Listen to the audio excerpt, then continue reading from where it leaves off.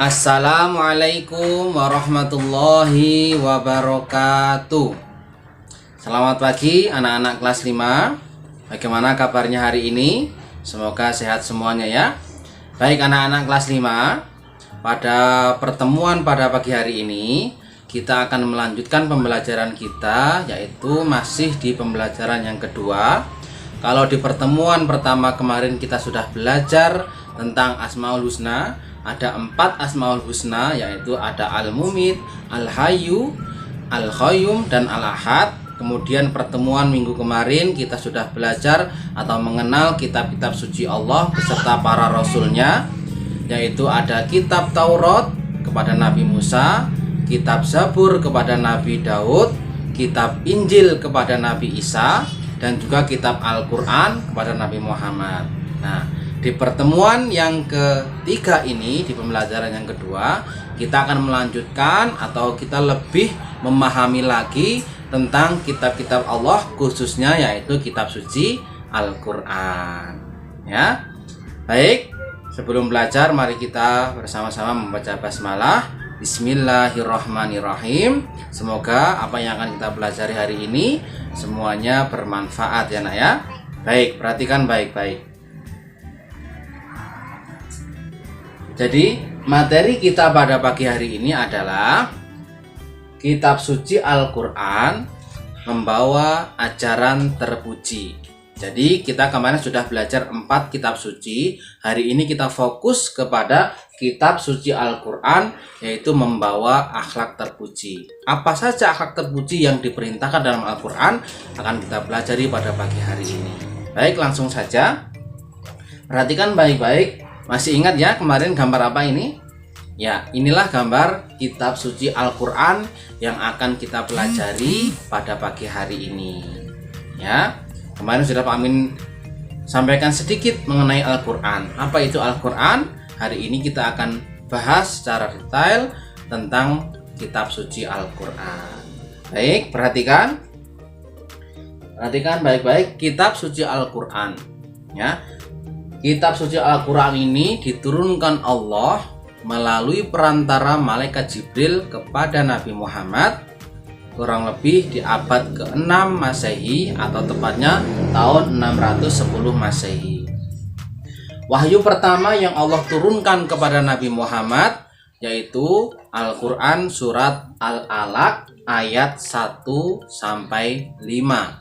Jadi wahyu pertama itu surat Al-Alaq ayat 1 sampai ayat 5. Tepatnya pada tanggal 17 Ramadan, tempatnya di Gua Hiro saat Nabi Muhammad sedang berkholwat atau menyendiri dari keramaian kota Mekah di Gua Hiro. Disitulah wahyu pertama Allah turunkan kepada Nabi Muhammad, yaitu Al-Quran surat Al-Alaq ayat 1 sampai 5.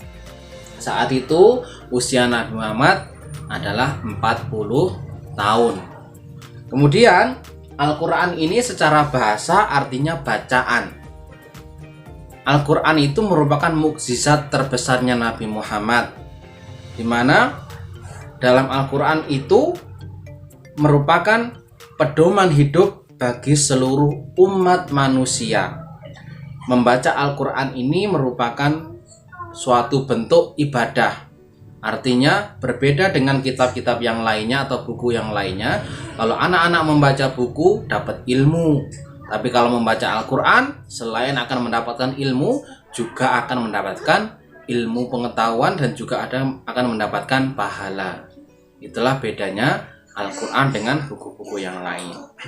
Kemudian Al-Quran ini diturunkan tidak serta-merta nak ya, tapi secara berangsur-angsur, sedikit demi sedikit kepada Nabi Muhammad kurang lebih selama 22 tahun 2 bulan 22 hari, dengan pembagian ada yang turun di Mekah dan ada yang turun di Madinah.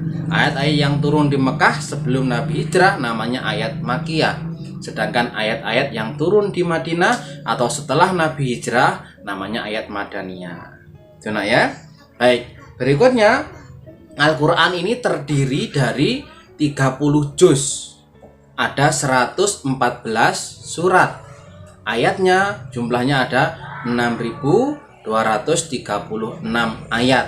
Sangat banyak sekali ya.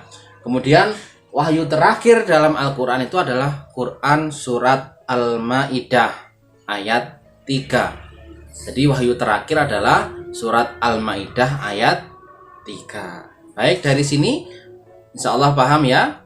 Baik, berikutnya, apa saja sih kandungan yang terdapat dalam Al-Quran itu? Kenapa kita harus belajar Al-Quran? Kenapa kita harus meyakini Al-Quran? Ya, ini yang membedakan dengan kitab-kitab yang lainnya. Kalau kitab Taurat, kitab Zabur, kitab Injil, kita wajib meyakini. Sebagai seorang Islam, wajib meyakini bahwasanya kitab itu benar-benar ada. Kitab itu benar-benar mengajarkan kebaikan. Kitab itu benar-benar berasal dari Allah Subhanahu wa Ta'ala. Tapi untuk Al-Quran ini berbeda. Selain kita meyakini, selain kita mempercayai, kita juga harus apa? Memahami, mempelajari, supaya kita bisa mendapatkan kebaikan-kebaikan dari Al-Quran tersebut. Nah, setidaknya dalam materi kali ini ada 5 kandungan yang terdapat dalam Al-Quran. Apa saja itu? Yang pertama adalah akidah. Di dalam Al-Quran itu mengajarkan tentang ketauhidan, akidah, yaitu keyakinan, kepercayaan, keimanan kepada Allah Subhanahu wa Ta'ala. Al-Quran itu mengajak kita untuk menyembah hanya kepada Allah. Nah, ya. Yang kedua, Al-Quran itu juga berisi tentang hal-hal yang bersifat ibadah, yaitu hubungan manusia kepada Allah. Hubungan manusia dengan Allah itu artinya ibadah. Jadi ada tuntunan tentang zakat, tuntunan tentang sholat, tuntunan tentang haji, dan lain sebagainya. Itu semuanya ada dalam Al-Quran. Yang ketiga adalah syariah. Syariah itu apa? Syariah itu adalah hukum-hukum atau ajaran atau pelajaran. Jadi di dalam Al-Quran itu ada hukum-hukum tentang sesuatu yang boleh, semisal tentang makanan boleh dimakan, haram dimakan, boleh mubah dimakan, dan lain sebagainya. Dan juga hukum-hukum yang lainnya, semuanya ada dalam kitab suci Al-Quran. Paham ya? Yang keempat adalah muamalah. Apa itu muamalah? Kalau ibadah tadi hubungan manusia dengan Allah, kalau muamalah itu adalah hubungan manusia dengan sesama manusia atau sesama makhluk hidup. Itu namanya muamalah. Itu juga ada dalam Al-Quran. Bagaimana kita berakhlak kepada sesama manusia, kepada saudara, kepada kakak, orang tua, tetangga, dan lain sebagainya. Itu ya. Berikutnya di Al-Quran yang kelima, kandungannya juga terdapat cerita-cerita atau kisah-kisah umat-umat terdahulu dari zamannya Nabi Adam sampai nanti hari kiamat, semuanya ada dalam Al-Quran. Sehingga kita bisa mengambil ibrah atau hikmah atau pelajaran dari kisah-kisah tersebut jika kita mempelajari Al-Quran dengan baik. Paham ya? Baik, jadi ada 5 isi kandungan Al-Quran. Yang pertama tadi tentang akidah, kedua ibadah, ketiga syariah, keempat muamalah, kelima yaitu kisah-kisah atau cerita umat-umat terdahulu. Paham ya? Baik, berikutnya anak-anak. Nah, Al-Quran itu punya nama-nama lain. Artinya nama-nama lain yang itu mengarah kepada Al-Quran, sama maknanya dengan Al-Quran. Apa saja? Dalam pelajaran kali ini juga ada banyak sebenarnya, tapi pelajaran kali ini kita hanya membahas 5. Apa saja itu? Yang pertama yaitu Alkitab. Apa itu Alkitab? Alkitab artinya kitab. Al-Quran itu adalah kitab, ya. Yang kedua adalah Al-Bayan, artinya penjelas. Maknanya Al-Quran itu adalah memberikan penjelasan-penjelasan kepada umat manusia supaya mempunyai pedoman hidup, supaya bisa terarah dalam kehidupan, ya. Yang ketiga adalah Al-Furqan. Al-Furqan artinya pembeda. Pembeda dengan kitab-kitab yang lainnya, karena Al-Quran ini menggambarkan tentang hukum-hukum Allah, jadi bisa membedakan mana yang baik, mana yang buruk, itu semuanya ada dalam Al-Quran, ya. Yang keempat yaitu Az-Zikr atau Az-Zikr, yang artinya pengingat. Jadi nama lainnya Al-Quran ada Adzikr, artinya mengingatkan manusia untuk selalu berbuat kebaikan. Yang kelima yaitu Asyifa, artinya obat. Jadi Al-Quran ini juga obat. Nah, jadi kalau anak-anak merasa gelisah, merasa susah, sedih, coba bacalah Al-Quran. Insya Allah hati akan tenang, pikiran jadi tenang, sehingga apa? Itu bisa menjadikan obat supaya hidup kita menjadi lebih semangat, lebih tenang, lebih bahagia. Itu nak ya, 5 nama lain Al-Quran. Berikutnya perhatikan gambar ini nak. Inilah ajaran terpuji yang akan kita pelajari dalam Al-Quran. Tadi kan ada muamalah, ada ibadah lah. Gambarannya seperti ini. Ada 4 gambar, coba perhatikan baik-baik. Gambar 1, 2, 3, 4. Ya. Ada yang bisa jawab? Ya, kita pahami bersama-sama ya. Perhatikan gambar nomor 1. Ajaran terpuji dalam Al-Quran yang pertama itu adalah mengajarkan tentang akhlak terpuji atau ajaran terpuji kepada Allah. Tadi beribadah, sholat, puasa, haji, itu semuanya adalah ajaran terpuji untuk kita berbuat baik kepada Allah Subhanahu wa Ta'ala. Yang gambar nomor 2 adalah ajaran terpuji kepada sesama manusia. Perhatikan di situ ada gambar anak yang saling tolong menolong ketika temannya jatuh, saling memaafkan dan lain sebagainya. Itulah ajaran dalam Al-Quran. Kalau ada temannya kesusahan, kita bantu. Kalau ada tetangga kita membutuhkan bantuan, kita tolong. Seperti itulah ajaran Islam yang terdapat dalam Al-Quran. Yang nomor 3 adalah ajaran terpuji kepada makhluk hidup yang lainnya, yaitu hewan dan tumbuhan. Perhatikan di situ bagaimana kalau kita memelihara ayam, ya harus kita kasih makan, kita kasih minum, kita rawat dengan baik. Kalau kita punya tumbuhan, punya bunga, punya pohon, ya kita siram, kita rawat dengan baik. Itu akhlak yang diajarkan dalam Al-Quran. Jadi anak-anak di rumah juga harus mencerminkan itu. Punya peliharaan dirawat dengan baik, punya tumbuhan juga dirawat dengan baik. Gitu ya. Berikutnya yang keempat adalah akhlak terpuji terhadap diri sendiri. Nah, tentunya jangan sampai lupa kita berbuat baik kepada Allah, melakukan ibadah-ibadah karena Allah, melakukan perintah Allah, berbuat baik kepada sesama manusia, berbuat baik kepada hewan dan tumbuhan. Jangan lupa kita juga harus berbuat baik pada diri sendiri. Maksudnya bagaimana? Kita harus menjaga diri kita supaya tetap sehat, tetap dalam kondisi yang baik. Itu tandanya kita itu mensyukuri nikmat Allah, dan itu ajaran daripada Al-Quran. Contohnya di situ ada anak kecil yang apa itu? Memotong kukunya. Jadi anak-anak kalau kukunya sudah panjang, apalagi hitam, dipotong supaya apa? Bersih dan juga sehat. Kemudian di situ apa? Bercermin sebelum berangkat sekolah. Artinya memastikan dirinya pakaiannya sudah benar, sudah bagus, lain sebagainya. Itu tanda kita mencintai diri kita sendiri, merawat diri kita sendiri. Nah, terlebih di kondisi pandemi seperti sekarang ini harus lebih ekstra ya nak ya dalam menjaga diri.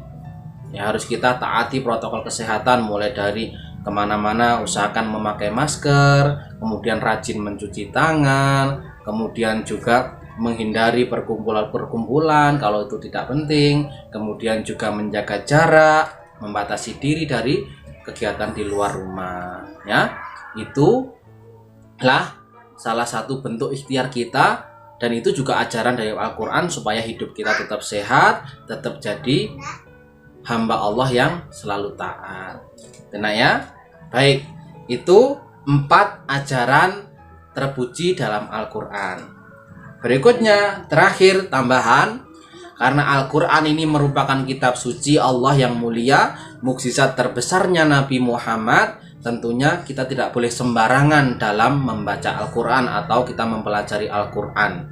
Setidaknya ada 8 adab cara kita membaca atau memperlakukan Al-Quran, supaya apa? Kita mendapatkan ilmunya, keberkahan daripada Al-Quran ini.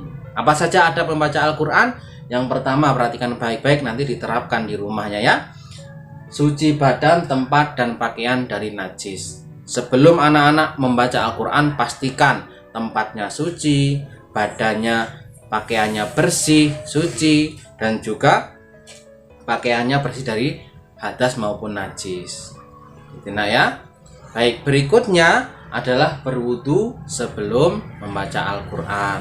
Jadi anak-anak sebelum membaca Al-Quran jangan sembarangan. Habis dari kamar mandi belum wudu langsung baca Quran, tidak boleh ya. Usahakan berwudu dulu dalam kondisi suci, bersih, supaya apa yang kita pelajari nantinya bermanfaat dan juga kita mendapatkan pahala dari bacaan Al-Quran kita. Berikutnya, usahakan juga kalau membaca Al-Quran menghadap kiblat ya, supaya kita lebih fokus, lebih khusyuk dalam membaca Al-Quran.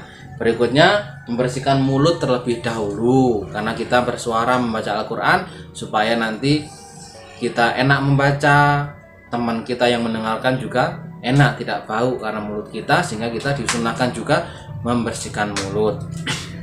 Berikutnya, yang kelima, sebelum membaca Al-Quran biasakan membaca ta'awudz, a'udzubillahi minasyaitonirrajim, ditambah dengan basmalah, bismillahirrahmanirrahim, supaya apa yang kita baca nanti tadi benar-benar mendapatkan pahala dari Allah, kita terhindar dari gangguan setan yang terkutuk ya.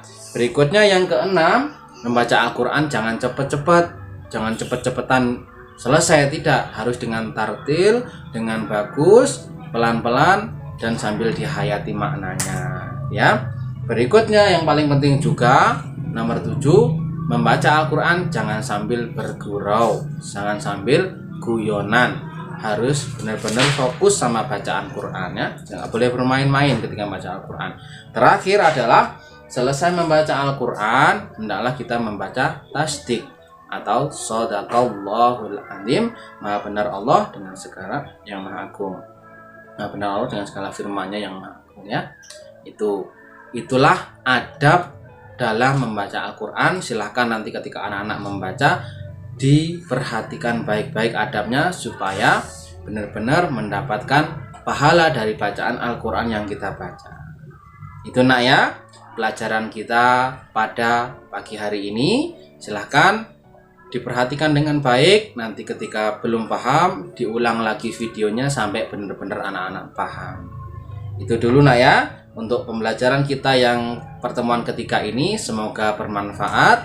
Mari kita akhiri pembelajaran hari ini dengan bacaan hamdalah alhamdulillahirabbil alamin. Kurang lebihnya mohon maaf. Selamat belajar. Wassalamualaikum warahmatullahi wabarakatuh.